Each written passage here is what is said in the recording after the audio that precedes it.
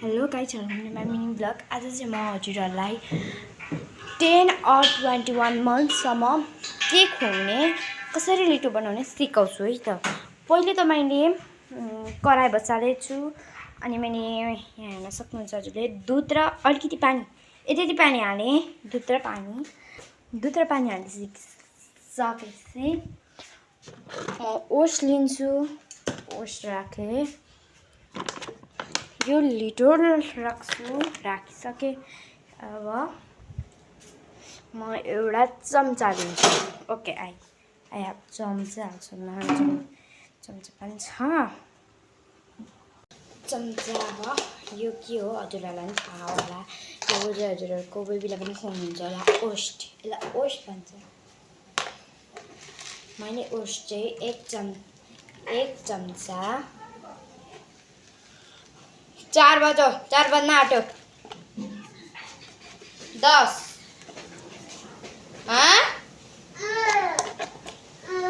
के अरे 4 बज्न 10 मिनट छ। अनि 1 चम्चा दुध हालेँ। चलाउँदैछु मैले।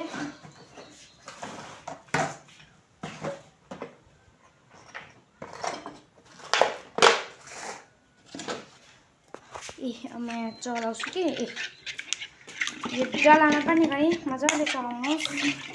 एकछिन मजाले चलाउनुहोस्।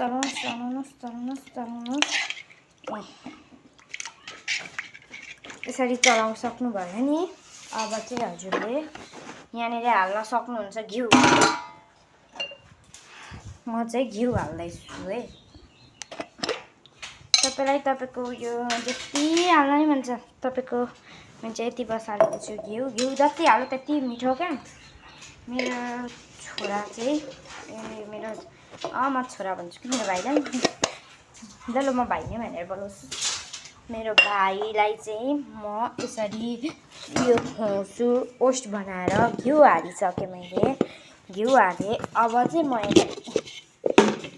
मैले यसलाई यति जति मिसिदिने लाउँछु।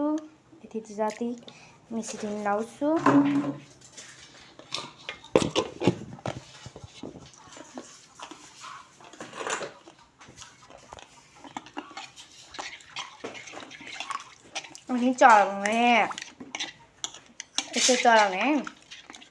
अनि मैले यसरी बसालिदिएँ। लास्ट टाइममा पाक्दा चाहिँ यस्तो हुन्छ। हेर्नुहोस् हजुरहरूको पनि लिटो यस्तै भएको छ भने